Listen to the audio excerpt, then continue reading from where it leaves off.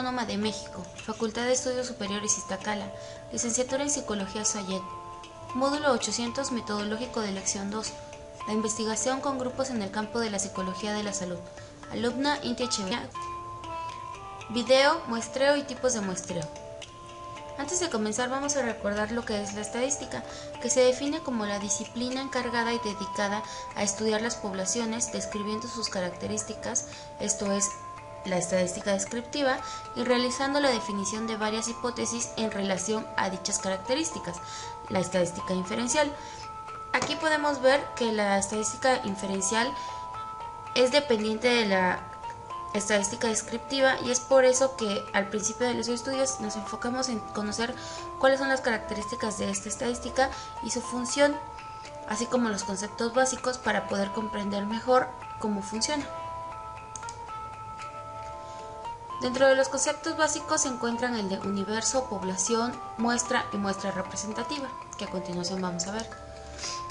Universo es el conjunto de unidades de estudio que comprende a las unidades de estudio que van a ser objeto de la investigación. Esto quiere decir que el universo es como el primer gran conjunto de unidades, llámese personas o participantes, que vamos a utilizar para nuestro estudio, pero del universo es donde los vamos a obtener. La población de estudio está contenida dentro del universo y se conoce como la población o población de estudio al conjunto de unidades de estudio que cumplen con los criterios de selección que se han estipulado para el estudio. Aquí es muy importante conocer qué son los criterios de selección, que comprenden a los criterios de inclusión y los criterios de exclusión.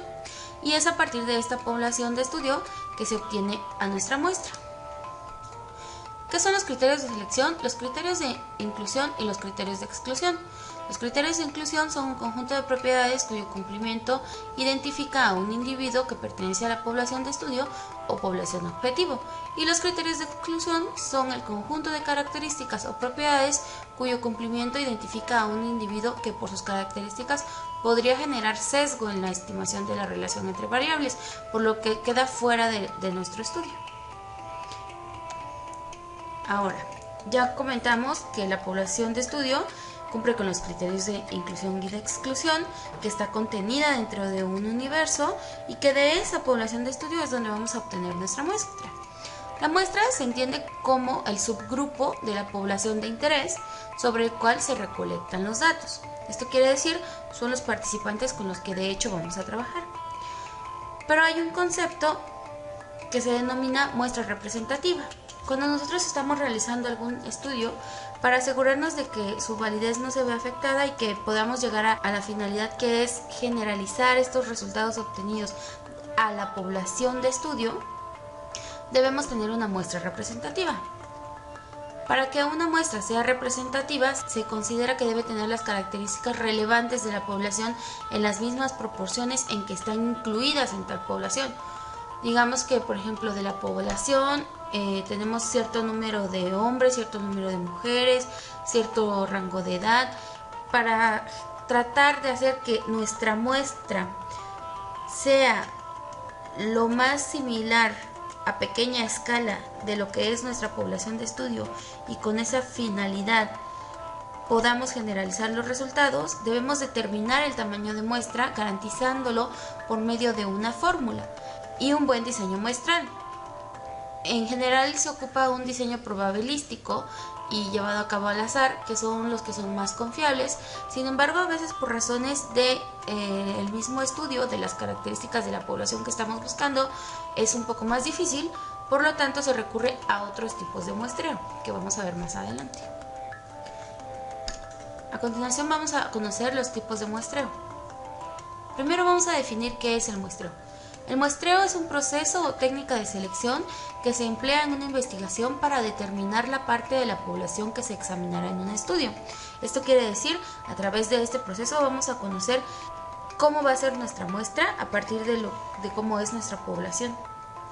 Cantoni y Reboni 2009 indican que el tamaño de la muestra a estudiar y la forma de selección de las unidades muestrales se debe justificar convenientemente de acuerdo al planteamiento del problema, la población, los objetivos y el propósito de la investigación. Dentro de los tipos de muestreo existen dos muestreos que son los más comunes o los más importantes, dos subdivisiones, es el muestreo aleatorio y el muestreo no aleatorio. El muestreo aleatorio es el método que consiste en seleccionar un subconjunto de la población de manera que todas las muestras posibles de tamaño n, esto quiere decir el número de participantes, tengan la misma probabilidad de ser elegidas. Silva, 1992. Este tipo de muestreo aleatorio se utiliza principalmente cuando los individuos tenemos una población homogénea respecto a las características a estudiar. Es decir, que al principio no sabemos si los resultados van a ser muy diferentes por causa de otras variables. Queremos decir que conocemos las características de la población y son homogéneas para poder hacer un muestreo sistematizado de tipo aleatorio. El muestreo no aleatorio comprende los tipos de muestreo en que no todos los elementos tienen la misma probabilidad de ser elegidos. Esto quiere decir que los elementos son elegidos según parámetros presupuestos por el investigador. Esta es una de las características más importantes. En el muestreo aleatorio, todos los participantes deben tener la misma probabilidad de ser elegidos, mientras que en el no aleatorio generalmente se elige alguna técnica a conveniencia del investigador, ya sea porque se encuentran pocas unidades, esto quiere decir pocos participantes con las características determinadas que nosotros estamos estudiando, porque es muy costoso acceder a esta población, generalmente porque es muy difícil conseguir participantes para el estudio. Por eso es que se toman en cuenta tipos de muestreo no aleatorio, aunque esto repercute un poco en la posibilidad que vamos a tener de generalizar nuestros resultados hacia la población de estudio. ¿Qué es el muestreo aleatorio? Bueno, el muestreo aleatorio tiene diferentes tipos de muestreo, técnicas de muestreo que se comprenden dentro del muestreo aleatorio. Entre ellas está el muestreo aleatorio simple. Este se utiliza cuando se conocen todos los elementos que conforman la población. Cada elemento tiene la misma probabilidad de ser elegido, que es una de las características del muestreo aleatorio. Y la elección de los elementos debe ser al azar. Esto quiere decir que el investigador no va a determinar qué participantes de esta muestra homogénea van a participar en el estudio, sino que se van a determinar rigurosamente al azar, ya sea eligiendo números a través de un sistema computarizado o eligiéndolos de una lista con determinado número o haciendo una tómbola. Otra técnica del muestreo aleatorio es el muestreo estratificado. Es una variable del muestreo aleatorio simple. Consiste en dividir la población en grupos homogéneos denominados estratos. Resulta apropiada cuando la población ya se encuentra dividida en grupos. Un ejemplo de este tipo de muestreo sería elegir a los subgrupos por medio de las características sociodemográficas que tiene la población de estudio. Esto quiere decir la edad, el sexo, el estado civil. Se dividen en estos estratos y a partir de esos estratos se toma un número equitativo de participantes a fin de determinar que la muestra sea lo más homogénea posible. Otro tipo de muestreo aleatorio es el muestreo por conglomerados. Este tipo de técnica se utiliza cuando la población está agrupada en conglomerados naturales y no se cuenta con una lista de todos los elementos de la población. Se divide la población en grupos o racimos, luego se selecciona aleatoriamente algunos de estos grupos por considerar a cada uno representativo de la población y posteriormente se toma una muestra aleatoria de cada uno de los grupos seleccionados. Este tipo de técnica es muy útil cuando los grupos son heterogéneos y no existen muchas diferencias entre los conglomerados. Esto quiere decir que por lo general cada conglomerado representa a la población. El inconveniente de este método es que se puede suponer una heterogeneidad que no existe. Debe conocerse muy bien a la población y cada uno de los elementos debe tener la misma probabilidad de ser elegido. Un ejemplo en cuanto a la psicología sería realizar un estudio en una universidad, por ejemplo, en la Facultad de Estudios Superiores Iztacala, y queremos saber el nivel de ansiedad y depresión que tienen los estudiantes. Entonces, como no vamos a estudiar a todos los estudiantes porque nos es muy complicado, nos cuesta mucho dinero o simplemente porque no están en la disposición todos, de cada una de las facultades, la facultad de psicología, la facultad de medicina, la facultad de odontología, todas las facultades integradas, vamos a elegir cierto número de participantes. Estos son conglomerados naturales y de ahí vamos a tomar un número específico de cada uno de los conglomerados para que se vuelva una muestra representativa de nuestra población. Otra técnica del muestreo aleatorio es el muestreo estratificado. Es una variable del muestreo aleatorio simple. Consiste en dividir la población en grupos homogéneos denominados estratos. Resulta apropiada cuando la población ya se encuentra dividida en grupos. Un ejemplo de este tipo de muestreo sería elegir a los subgrupos por medio de las características sociodemográficas que tiene la población de estudio. Esto quiere decir la edad, el sexo, el estado civil. Se dividen en estos estratos y a partir de esos estratos se toma un número equitativo de participantes a fin de determinar que la muestra sea lo más homogénea posible. El muestreo polietápico es el muestreo que se produce en etapas, como su nombre lo indica. Puede considerarse una modificación del muestreo por conglomerados. Se obtiene una muestra a partir de unidades primarias más amplias que las siguientes. De cada una primaria se obtiene una muestra representativa, a eso se le llama muestra secundaria. De esa muestra se obtiene una submuestra representativa y así sucesivamente. Este tipo de muestreo se utiliza generalmente cuando se hace una encuesta en ciudades muy grandes. Planteemos un ejemplo en el que vamos a hacer una encuesta o un levantamiento sobre los estilos de consumo de ciertas personas en la Ciudad de México.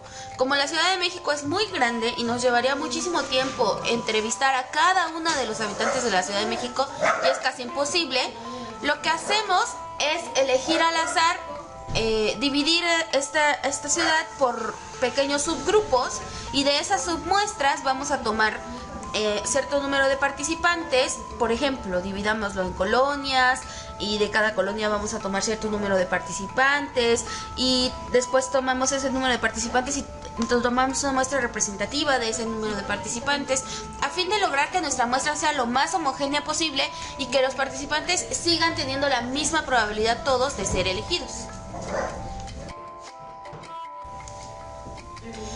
El muestreo sistemático consiste en que todos los elementos se seleccionan de la población en un intervalo uniforme que se mide respecto al tiempo, orden o espacio. Se utiliza cuando existe una línea ordenada de los elementos de una población o cuando se sabe cuántos elementos componen dicha población. En este procedimiento se exige al investigador numerar todos los elementos de la población, pero en lugar de extender n números aleatorios, solo se extrae uno. Se parte de ese número aleatorio y así se va subsecuentemente eligiendo al número correspondiente. El intervalo es uniforme y se emplea cuando existe una lista ordenada de los elementos de la población o cuando se sabe cuántos elementos componen esa población. El número K, que es el número que va a determinar al sujeto que vamos a elegir de nuestro orden, se elige a través de una fórmula, que quiere decir que K es igual a N, que sería la población, entre el N número de participantes determinados previamente, y a partir de ese número es que vamos a elegir a cada uno de nuestros sujetos. La ventaja de este método de muestreo respecto al aleatorio simple es su sencillez. ¿Por qué? Porque ya tenemos una forma determinada de elegir a los sujetos de la muestra, y el método de muestreo sistemático es más potente que el muestreo simple cuando el orden de los datos influye en que los sujetos próximos son semejantes. Supongamos que queremos saber la opinión de un profesor en una clase. A estas personas se las vamos a enumerar en el orden de la lista, por ejemplo, del 1 al 40. Y vamos a elegir a cierto número de 5 en 5 de la lista para que digan la opinión que tienen sobre el profesor. De esta manera nos aseguramos que cada uno de los estudiantes tiene la misma probabilidad de ser elegidos y tenemos un método de organizarlos y de elegirlos mucho más sencillo. Ahora iniciaremos el estudio de las técnicas de muestreo no aleatorias. Como ya lo vimos antes, en este tipo de muestreo los participantes no tienen la misma probabilidad de ser elegidos como en el muestreo aleatorio. Además que se hacen la búsqueda de participantes a conveniencia del autor. La técnica de muestreo por cuotas se utiliza cuando se tienen datos adicionales de los individuos, como la edad, el sexo, la ocupación, entre otras, y el investigador hace uso de ellos cuando considera pueden ser de utilidad para la investigación. Este tipo de muestreo consiste en clasificar la población en subgrupos o cuotas según ciertos criterios. Un ejemplo de este tipo de muestreo sería, si vamos a estudiar a un grupo de enfermeras de cierto hospital, tenemos que primero saber la población de estudio, saber que queremos personas que sean de ocupación enfermeras, que sean del sexo femenino, y vamos a juntar cierto número de enfermeras para darle cierto impacto a nuestra investigación. Quiere decir que si estamos buscando 25 enfermeras, vamos a ir en cada uno de los servicios, pediatría, atlatoco, urgencias, buscando a las enfermeras que quieran participar en el estudio y que cumplan con las características que nosotros estamos buscando. Este tipo de muestreo no aleatorio sirve cuando la población es muy reducida o cuando, debido a las ocupaciones de la persona o el tipo de características que estamos buscando, es difícil conseguirla. Una vez determinada la cuota, se eligen los primeros que se encuentran y que cumplen con esas características. Mencionado se basa en la opinión del investigador, se caracteriza por un esfuerzo deliberado de obtener muestras representativas mediante la inclusión en la muestra de grupos supuestamente típicos. Un tipo de ejemplo sería cuando las personas se toma cierto número de personas que están bajo un tratamiento médico para saber qué tan satisfactorio o qué tan beneficioso ha sido este tipo de tratamiento. Se eligen de pacientes de un médico especial, que es el que va a hacer la investigación. Retoma él a sus pacientes previamente operados o previamente internados o previamente canalizados, y a partir de esto él va a hacer una investigación acerca de cómo han evolucionado a partir de la intervención. Otro ejemplo que se puede utilizar en psicología es, por ejemplo, que un investigador sea profesor en un aula de clase y generalmente retoma a sus alumnos para hacer cierto tipo de investigaciones. Recordemos el ejemplo que dábamos acerca de los niveles de ansiedad y estrés en la Facultad de Estudios Superiores Iztacala. Si un profesor de la facultad tuviera un grupo determinado o diera clases en cierto número de grupos, él va a elegir por conveniencia el grupo que a él más le convenga para iniciar el estudio. Esto quiere decir, va a tomar la muestra de sus alumnos.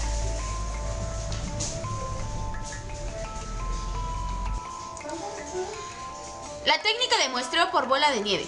Los investigadores utilizan este método de muestreo si la muestra para el estudio es muy rara o si está limitada a un subgrupo muy pequeño de la población. El proceso de este tipo de muestreo es como pedirles a tus sujetos que designen a otra persona con el mismo rasgo como el próximo sujeto. Hablemos, por ejemplo, de enfermedades raras como alguna necesidad educativa especial, o pacientes con dolor crónico, pacientes con Guillain-Barré y sus familiares. Generalmente este tipo de personas cuenta con grupos de apoyo o contacta a otro tipo de personas que tienen el mismo diagnóstico. Entonces, para el psicólogo es importante conseguir este tipo de sujetos específicos para su estudio, pero es muy difícil encontrarlos en la población general, por lo que se ayuda de sus mismos participantes para conseguir a sus nuevos sujetos. El proceso en cadena permite que el investigador llegue a poblaciones que son difíciles de probar cuando se utilizan otros métodos de muestreo. El muestreo es barato, simple y rentable, y la técnica de muestreo necesita poca planificación y menos manos de obra que otras técnicas de muestreo. Digamos que queremos analizar pacientes con dolor crónico. Generalmente este tipo de pacientes se consigue en las consultas de reumatología o de psiquiatría o en medicina interna, donde los psicólogos se apoyan de los médicos en instituciones públicas, por ejemplo, o privadas, y se les pide que canalicen a sus pacientes. A su vez, a ese mismo paciente, al momento de ser entrevistado, se pide que nomine a otro sujeto que pueda ser sujeto de investigación para que se vayan recolectando los sujetos necesarios de nuestra muestra. A continuación haremos un breve resumen de las ventajas y desventajas de cada tipo de muestreo que ya observamos. Dentro del muestreo aleatorio o probabilístico tenemos la principal característica, que es que cada uno de los individuos tiene la misma probabilidad de ser elegidos, por lo que tenemos una menor probabilidad de sesgo. Sin embargo, depende de la técnica que elijamos. El muestreo aleatorio simple tiene como ventaja que es sencillo y fácil de comprender, su cálculo es rápido y se basa en la teoría de la estadística y por tanto existen paquetes informáticos para analizar los datos. Dentro de sus inconvenientes se encuentra que requiere que se posea de antemano un listado completo de toda la población. Cuando se trabaja con muestras pequeñas es posible que no representen a la población adecuadamente. Dentro del muestreo sistemático, por ejemplo, que sería el último muestreo, podemos encontrar que es fácil de aplicar. No siempre es necesario tener un listado de toda la población. Cuando la población está ordenada siguiendo una tendencia conocida, asegura una cobertura de las unidades de los tipos. Y como inconveniente tiene que, si la constante de muestreo es asociada con el fenómeno de interés, las estimaciones obtenidas a partir de la muestra pueden contener sesgo de selección. Otras características son, por ejemplo, las del muestreo estratificado, que este tipo de muestreo generalmente asegura que la muestra represente adecuadamente a la población en función de ciertas variables seleccionadas. Y el objetivo principal de este muestreo es conseguir una muestra lo más semejante posible a la población en lo que las variables estratificadas corresponde. Recordemos que nuestra función de interés aquí al momento de elegir una muestra y una técnica de muestreo es que la muestra sea representativa de la población de estudio. Muchas veces se comete el error de que queremos comparar los resultados obtenidos de nuestra muestra, aunque sea representativa, al universo general, y esto no es del todo correcto, ya que recordemos que extrajimos una población de estudio que cumple con ciertos criterios de selección, de inclusión y de exclusión.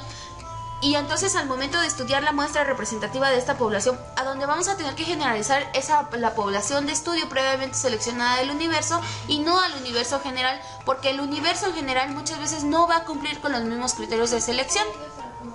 Dentro del estudio por conglomerados, del tipo de muestreo por conglomerados, es muy eficiente este tipo cuando la población es muy grande y dispersa. No es preciso tener un listado de toda la población, solo de las unidades primarias de muestreo. Sin embargo, entre las desventajas se encuentra que el error estándar es mayor que en el muestreo aleatorio, simple o estratificado, y el cálculo del error estándar es complejo. Más adelante vamos a ver lo que es el error estándar y el grado de significancia, que es lo que nos va a dar la base para poder hacer las generalizaciones dentro de la población de estudio.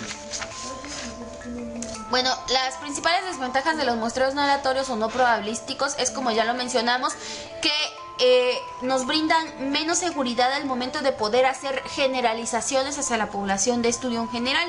Por ejemplo, en el muestreo por cuotas, a pesar de que es un muestreo mucho más sencillo de plantear, porque solo estamos buscando cierto número de integrantes de la población de estudio y los vamos buscando conforme van apareciendo y van cumpliendo con los criterios de selección, nos enfrentamos a que muchas veces esa muestra puede no será representativa de la población de estudio, ya que no vamos a conocer a todos los integrantes de la población que pueden ser objetos de la muestra. En el muestreo intencionado, aquí se ve un menor grado de confiabilidad, ya que los participantes son entrevistados y incluidos dentro de la muestra según la conveniencia del autor.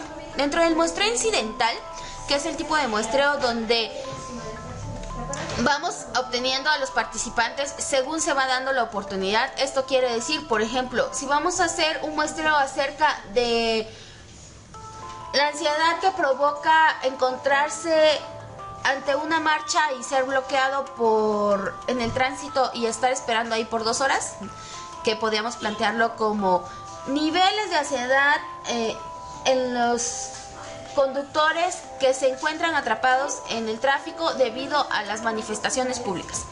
Vamos a encontrar simplemente a los participantes que se encuentran en esta situación, por lo que vamos a ir a buscarlos en el tráfico y según los vamos encontrando es como van a incluirse dentro de la muestra de participación.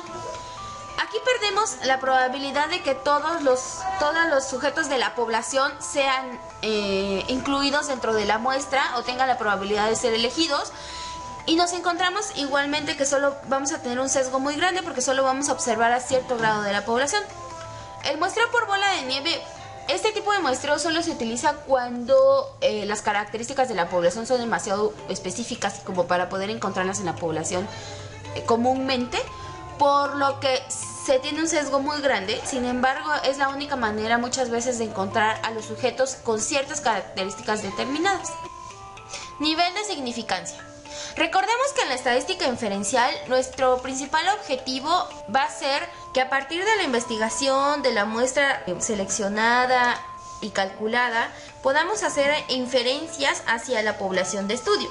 Esto quiere decir que queremos tener una muestra lo más representativa posible para que los resultados obtenidos en esa muestra puedan generalizarse hacia la población de estudio. Esto quiere decir hacer una inferencia.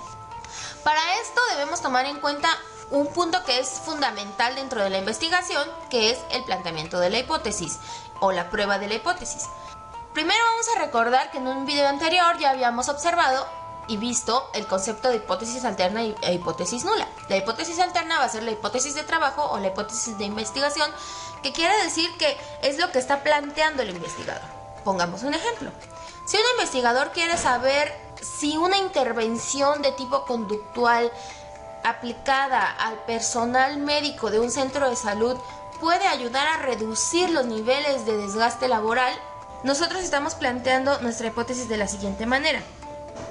La intervención a través de un programa conductual ayuda a reducir los niveles de desgaste laboral en el personal médico del centro de salud de la colonia Volcanes del estado de Oaxaca. Nuestra población es pequeña, sin embargo, estamos planteando nuestra hipótesis alterna relacionada con nuestro programa de intervención. En este caso, la hipótesis nula, como ya lo habíamos definido antes, es la negación de la hipótesis alterna, la cual se plantearía de la siguiente manera. La aplicación de un programa conductual no ayuda a reducir los niveles de desgaste laboral en el personal médico del centro de salud de la colonia Volcanes del estado de Oaxaca. Estamos negando la hipótesis de trabajo. Recordemos que la hipótesis nula siempre es sobre la que vamos a trabajar en cuanto a las pruebas de inferencia. Las pruebas estadísticas nos van a ayudar a demostrar si se rechaza o si se acepta la hipótesis nula. Si se rechaza la hipótesis nula, vamos a aceptar la hipótesis alterna. Si se acepta la hipótesis nula, quiere decir que tenemos ahí un error. Se rechaza nuestra hipótesis alterna. Vamos a definir lo que es el nivel de significancia. El nivel de significancia es el grado de error que estamos dispuestos a tolerar dentro de nuestra investigación. En cuanto a los datos cuantitativos, vamos a hacer una prueba estadística y a determinar cuáles son los datos, el nivel de error que estamos dispuestos a aceptar y cuáles son los datos que se encuentran en ese error. El error es el porcentaje de incertidumbre y es el riesgo estimado de que la muestra elegida no sea representativa. Cuando hablamos de porcentajes nos estamos refiriendo a que en la mayoría de los casos el grado de error tolerado siempre va a ser igual al 5% del total del área debajo de la curva, que va a representar 1, por lo que en la zona de aceptación se va a encontrar con una fórmula determinada por 1 menos alfa, porque alfa medios va a ser las colitas de la curva, dentro del área de la curva, las partes finales, que van a ser igual a alfa medios cada una. Y entonces nuestra área de aceptación va a ser 1 menos alfa, que es igual al 0.05, igual al 5%. Es el grado de error que estamos permitiendo. A mayor tamaño de muestra, el error muestral tiende a reducirse. Esto quiere decir que, obviamente, mientras nuestra muestra sea más grande, o mejor dicho, mientras sea lo más representativo posible, vamos a poder hacer inferencias sobre la población de estudio según los resultados que se muestran a partir del estudio realizado en nuestra muestra. Esto quiere decir que, retomando nuestro ejemplo, si nosotros determinamos que hay un grado de error menor al 5% dentro de las pruebas que hicimos, las pruebas de hipótesis que se realizan a partir de los efectos que se determinaron con la intervención conductual en el personal médico para reducir los niveles de desgaste laboral y son efectivamente menores a 0.05, esto quiere decir que vamos a aceptar nuestra hipótesis alterna, lo que quiere decir que nuestra intervención conductual sí es efectiva para reducir los síntomas de desgaste laboral, y se rechaza la hipótesis nula, que dice que no sería efectiva. Si en cambio nuestro error es mayor a 0.05, esto quiere decir mayor al 5% de la población, entonces se acepta la hipótesis nula y se rechaza nuestra hipótesis alterna, con lo que inferimos que nuestra intervención no es adecuada para reducir los niveles de desgaste laboral dentro del centro de salud, en el personal médico, por lo que tenemos que hacer algunos cambios o variaciones dentro de nuestra investigación y del planteamiento de nuestro problema.